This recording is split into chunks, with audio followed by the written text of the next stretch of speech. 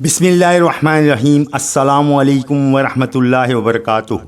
میرے محترم بھائیوں اور بہنوں، کبھی آپ نے سوچا ہے کہ انسان جب ہر طرف سے تھک جاتا ہے، جب اپنے ہی لوگ اس کا ساتھ چھوڑ دیتے ہیں، جب انسان کے پاس الفاظ تو بہت ہوتے ہیں لیکن اپنی تکلیف بیان کرنے کے لیے کوئی نہیں ہوتا، تو وہ آخر کس کو پکارے؟ جب دنیا کے دروازے بند ہو جائیں، جب امید کے تمام راستے ختم ہوتے نظر آئیں، تو اس وقت دل میں ایک صدا نکلتی ہے، یا ارحم الراحمین، اے سب رحم کرنے والوں سے بڑھ کر رحم فرمانے والے۔ اور پھر بندہ کہتا ہے، یا ذوالجلال والاکرام، اے عظمت اور بزرگی والے، اے عظمت و اکرام والے رب، میرے حال پر رحم فرما، میرے حال کو بدل دے، میری مشکل آسان فرما، میری دعا قبول فرما۔ میرے رب، میں تیرے سوا کسی کے دروازے پر نہیں جاؤں گا، کسی کی چوکھٹ پہ نہیں جاؤں گا۔ میرے عزیز دوستو، آج کی یہ ویڈیو صرف ایک وظیفے کے بارے میں نہیں ہے، یہ صرف چند الفاظ یا آیت کے بارے میں نہیں، بلکہ آج ہم ایک ایسے عظیم حقیقت کو سمجھنے کی کوشش کریں گے کہ جب بندہ اللہ کو اس کی خوبصورت ناموں سے پکارتا ہے تو اس کے دل کے اندر کیا کیفیت پیدا ہوتی ہے۔ ویڈیو بہت ہی معلوماتی اور اہم ہے، ویڈیو کو آخر تک ضرور دیکھیے گا اور ہمارے چینل کو سبسکرائب ضرور کیجیے گا۔ جزاک اللہ۔ قرآن مجید میں اللہ سبحانہ و تعالیٰ فرماتے ہیں کہ اللہ ہی کے لیے ہیں بہترین نام، لہٰذا اسے انہی ناموں کے ذریعے پکارو۔ ذرا غور کیجئے، اللہ تعالیٰ خود ہمیں اپنے ناموں کے ذریعے اسے پکارنے کی طرف متوجہ فرما رہا ہے۔ تو پھر اگر انسان پریشان ہیں، تو اگر کسی مشکل میں ہیں، اگر آپ کی کوئی درینہ دعا ہے، اگر آپ چاہتے ہیں کہ اللہ تعالیٰ آپ کے حال پر رحم فرمائے، تو اللہ کو پکاریں، یا ارحم الراحمین۔ ارحم الراحمین کا مطلب ہے سب رحم کرنے والوں سے بڑھ کر رحم کرنے والا۔ دنیا میں بہت سے لوگ ہم پر رحم کرتے ہیں، ماں اپنی اولاد پر رحم کرتی ہے، باپ اپنی اولاد کے لیے تڑپتا ہے، ایک دوست دوسرے دوست کا دکھ سمجھتا ہے، لیکن یاد رکھیے یہ ساری رحمتیں بھی اللہ ہی کی عطا کردہ ہیں۔ جس رب نے ماں کے دل میں اپنے بچے کے لیے محبت رکھی، جس رب نے باپ کے دل میں اپنی اولاد کے لیے شفقت رکھی، وہ رب خود کتنا رحم فرمانے والا ہوگا۔ اسی لیے جب بندہ کہتا ہے یا ارحم الراحمین، تو گویا وہ اپنے رب کی رحمت کے دروازے پر دستک دے رہا ہوتا ہے۔ اور اب ذرا دوسرے عظیم نام کی طرف آتے ہیں، یا ذوالجلال والاکرام۔ اس کا مطلب ہے اے جلال، عظمت، بزرگی اور اکرام والے۔ یہ صرف ایک خوبصورت جملہ نہیں، قرآن مجید میں اللہ سبحانہ و تعالیٰ فرماتے ہیں، تبارک اسم ربک ذی الجلال والاکرام، یعنی بابرکت ہے آپ کے رب کا نام جو جلال اور اکرام والا ہے۔ پیارے دوستو، ذرا سوچئے، ایک طرف یا ارحم الراحمین، اے سب سے زیادہ رحم فرمانے والے، اور دوسری طرف یا ذوالجلال والاکرام، اے عظمت اور اکرام والے۔ ایک پکار میں اللہ کی رحمت کا ذکر اور دوسری پکار میں اللہ کی عظمت اور بزرگی کا۔ بندہ گویا کہتا ہے، یا اللہ، تو عظمت والا بھی ہے اور رحم فرمانے والا بھی ہے، تو طاقت والا بھی ہے اور کرم فرمانے والا بھی ہے، تو میری کمزوری کو بھی جانتا ہے اور میری حاجت کو بھی جانتا ہے۔ میرے عزیز دوستو، ایک بات ابھی سے اپنے دل میں بٹھا لیجئے، اللہ تعالیٰ کو پکارنا کبھی ضائع نہیں جاتا، لیکن دعا کو کس جادوئی فارمولے کی طرح نہیں سمجھنا چاہیے۔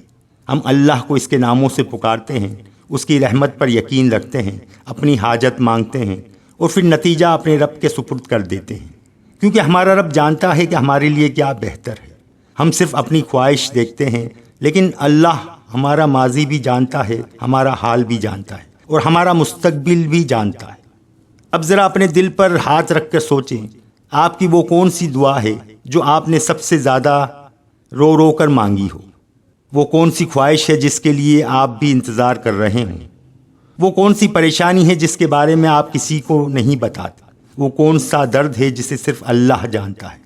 میرے عزیز دوستو، یا ارحم الراحمین یہ صرف ایک خوبصورت جملہ نہیں، یہ قرآن پاک کے اندر موجود ایک عظیم حقیقت ہے، عظیم حایت ہے۔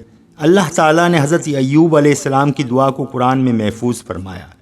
حضرت ایوب علیہ السلام سخت آزمائش میں مبتلا ہوئے، ان پر تکلیف آئی، ان کی زندگی میں مشکلات آئیں، لیکن انہوں نے اللہ سے شکوہ کرنے کے بجائے اللہ کو پکارا، اے میرے رب، مجھے تکلیف پہنچی ہے اور تو سب رحم کرنے والوں سے بڑھ کر رحم کرنے والا ہے۔ ذرا غور کیجئے، حضرت ایوب علیہ السلام نے یہ نہیں کہا، یا اللہ مجھے کیوں تکلیف دی، یا اللہ میری زندگی میں یہ مشکل کیوں آئی، بلکہ انہوں نے اپنی تکلیف بیان کی اور ساتھ اللہ کی رحمت کا ذکر کیا۔ یہ دعا کا ایک عظیم ادب ہے۔ وہ کہہ رہے تھے، یا اللہ میری حالت تو جانتا ہے، میں اپنی تکلیف آپ سے چھپا نہیں رہا، لیکن مجھے اپنی تکلیف سے زیادہ آپ کی رحمت پر یقین ہے۔ قرآن پاک میں آتا ہے کہ اللہ تعالیٰ نے حضرت ایوب علیہ السلام کی دعا قبول فرمائی اور ان کی تکلیف دور فرمائی۔ قرآن مجید میں اللہ سبحانہ و تعالیٰ فرماتے ہیں، اللہ ہی کے لیے بہترین نام ہے، پس اسے انہی ناموں کے ذریعے پکارو۔ یہ آیت ہمیں دعا کی ایک خوبصورت اصول سکھاتی ہے۔ اللہ کو اس کے خوبصورت ناموں کے ذریعے پکارو۔ اگر رزق چاہتے ہو تو اللہ کو رزق دینے والے کے طور پر یاد کرو۔ اگر مغفرت چاہتے ہو تو غفور الرحیم کو پکارو۔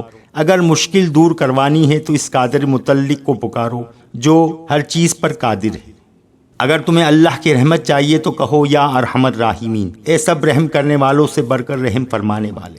میرے عزیز دوستو، دعا صرف ایک وظیفہ نہیں ہے، یہ اللہ تعالیٰ سے بات منگوانے کے لیے کچھ چیز مانگنے کے بہترین ذریعہ ہے۔ ایک بات دل میں بٹھا لیجئے، دعا کوئی جادوئی فارمولہ بھی نہیں ہے۔ دعا کا مطلب یہ نہیں کہ میں چند مرتبہ کئی لفظ پڑھوں گا اور لازماً میری مرضی کے مطابق نتیجہ آ جائے گا۔ دعا بندے اور اللہ کے درمیان تعلق ہے، دعا عبادت ہے، دعا عاجزی ہے، دعا یقین ہے، دعا امید ہے، دعا بندے کا اپنے رب کے سامنے جھک جانا ہے۔ اور جب بندہ کہتا ہے یا ارحم الراحمین تو اسے یہ یقین ہونا چاہیے کہ میرا رب میری آواز سن رہا ہے، میرا رب میری حالت جانتا ہے، میرا رب میری ضرورت جانتا ہے، اور میرا رب میرے لیے مجھ سے زیادہ بہتر فیصلہ جانتا ہے۔ اب سوال یہ ہے کہ دعا کب قبول ہوتی ہے؟ یہ سوال بہت سے لوگ کرتے ہیں۔ میں دعا کرتا ہوں لیکن میری دعا قبول نہیں ہوتی۔ میرے بھائیوں، کبھی کبھی ہمیں لگتا ہے کہ دعا قبول نہیں ہوئی، حالانکہ اللہ تعالیٰ نے اسے کسی اور صورت میں قبول کیا ہوتا ہے۔ کبھی بندہ جس چیز کو مانگتا ہے وہ اس کے حق میں اچھی نہیں ہوتی، کبھی اللہ تعالیٰ اس کے بدلے کوئی مصیبت دور کر دیتا ہے، کبھی آخرت کے لیے اجر رکھ دیتا ہے، اور کبھی اس چیز کو کسی بہتر وقت کے لیے مؤخر کر دیتا ہے۔ اس لیے دعا کرتے ہوئے اللہ کے فیصلے پر اعتماد ضروری ہے۔ ہم اللہ سے اپنی خواہش مانگتے ہیں لیکن اللہ ہماری مصلحت جانتا ہے۔ اب دعا کے آداب کیا ہیں؟ اب میں آپ کو دعا کے ایک خوبصورت طریقہ بتاتا ہوں۔ جب آپ دعا کے لیے بیٹھیں تو جلدی نہ کریں۔ سب سے پہلے اللہ تعالیٰ کی حمد بیان کریں، الحمدللہ رب العالمین۔ پھر نبی کریم صلی اللہ علیہ وآلہ وسلم پر درود بھیجیں۔ پھر اللہ تعالیٰ کے ناموں کے ذریعے اسے پکاریں، مثلا یا رحمان یا رحیم یا ارحم الراحمین۔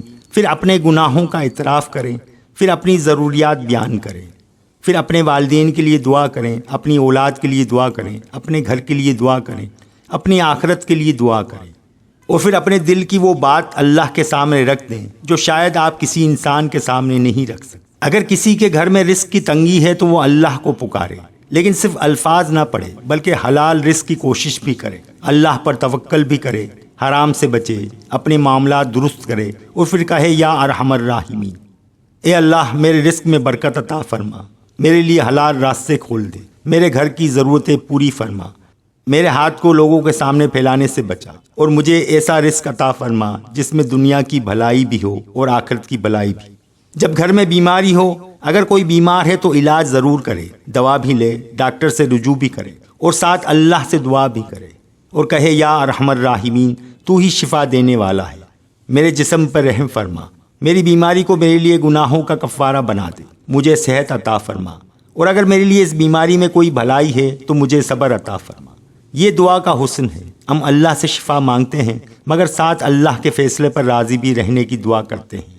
میرے بھائیو، اگر تم سے کوئی گناہ ہو گیا ہے تو اللہ سے بھاگنا نہیں ہے، اللہ سے بھاگنا نہیں ہے، اللہ کی طرف بھاگو۔ شیطان کہتا ہے تم بہت گناہگار ہو، اللہ سبحانہ و تعالیٰ فرماتے ہیں واپس آ جاؤ۔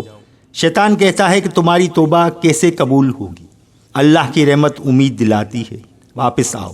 تمہیں لگتا ہے کہ تم بہت دور چلے گئے ہو تو ایک قدم اللہ کی طرف بڑھاؤ اور کہو یا ارحم الراحمین، یا ذو الجلال والاکرام، مجھ پر رحم فرما، میرے گناہ معاف فرما، میرے دل کو پاک فرما، مجھے دوبارہ گناہ کی طرف جانے سے بچا۔ قرآن مجید میں حضرت موسیٰ علیہ السلام کی دعا کے الفاظ بھی ملتے ہیں، اے میرے رب مجھے اور میرے بھائی کو بخش دے۔ پیارے دوستو، اب آئیے آج کی گفتگو کے اختتام کی طرف بڑھتے ہوئے ایک دعا کرتے ہیں۔ اگر آپ چاہیں تو اس وقت اپنے دل کو پرسکون کریں، آنکھیں بند کر لیں اور دل میں اپنی حاجت کو یاد کریں، پھر کہیں یا ارحم الراحمین، اے سب رحم کرنے والوں سے بڑھ کر رحم کرنے والے، ہم تیرے کمزور بندے ہیں، ہم سے غلطیاں ہوتی ہیں، ہم سے گناہ ہوتے ہیں، ہم کمزور پڑ جاتے ہیں، ہم دنیا کے حالات سے گھبرا جاتے ہیں، لیکن ہمیں یقین ہے کہ تو ہمارا رب ہے۔ اے اللہ ہم پر رحم فرما، ہمارے گناہوں کو معاف فرما، ہماری توبہ کو قبول فرما، ہماری دعائیں قبول فرما، ہمارے والدین پہ رحم فرما، اور جو والدین دنیا سے جا چکے ہیں ان کی مغفرت فرما، جو بیمار ہیں انہیں شفا عطا فرما، جو پریشان ہیں ان کی پریشانی کو دور فرما، جو قرض دار ہیں ان کے قرض ادا فرما، جو بے روزگار ہیں ان کے لیے حلال رزق کے دروازے کھول دے، جن کی شادی میں رکاوٹ ہے ان کے لیے نیک اور صالح رشتہ عطا فرما، جن کے گھر میں جھگڑے ہیں ان کے گھر میں محبت اور سکون عطا فرما، جن کی اولاد نافرمان ہیں ان کی اولاد کو ہدایت عطا فرما، جن کے دل ٹوٹے ہوئے ہیں ان کے دلوں کو سکون عطا فرما، اور جن کی کوئی ایسی حاجت ہے جسے وہ کسی سے بیان نہیں کر سکتے، اے اللہ تو اس حاجت کو جانتا ہے۔ یا ارحم الراحمین، یا ذوالجلال والاکرام، اگر وہ حاجت ان کے حق میں بہتر ہو تو اسے پورا فرما، اور اگر اس میں نقصان ہے تو اسے دور فرما اور اس کے بدلے بہتر عطا فرما۔ میرے عزیز بھائیوں، آج کی یہ گفتگو کا خلاصہ صرف ایک جملہ ہے: اللہ کی رحمت سے مایوس نہ ہونا۔ جب دل ٹوٹے یا ارحم الراحمین، جب راستہ بند ہو جائے یا ارحم الراحمین، جب گناہوں کا بوجھ محسوس ہو یا ارحم الراحمین، جب رزق کی فکر ہو یا ارحم الراحمین، جب اولاد کی فکر ہو یا ارحم الراحمین یا ذوالجلال والاکرام، جب بیماری آئے یا ارحم الراحمین یا ذوالجلال والاکرام، اور جب کوئی وجہ نہ بھی ہو تب بھی اپنے رب کو یاد کریں، کیونکہ اللہ صرف مشکل وقت کا رب نہیں، وہ ہر وقت ہمارا رب ہے۔ پیارے دوستو، اگر آج آپ کی کوئی دعا ابھی تک پوری نہیں ہوئی تو دعا چھوڑنا نہیں۔ اگر آج آپ کی حالات پہلے جیسے نہیں بدلے تو امید چھوڑنا نہیں۔ اگر آج بھی آپ کے آنسو نکلتے ہیں تو اللہ کے سامنے رونا چھوڑنا نہیں، کیونکہ میرا رب الرحمن الراحمین، میرا رب سب سے بڑھ کر رحم کرنے والا ہے۔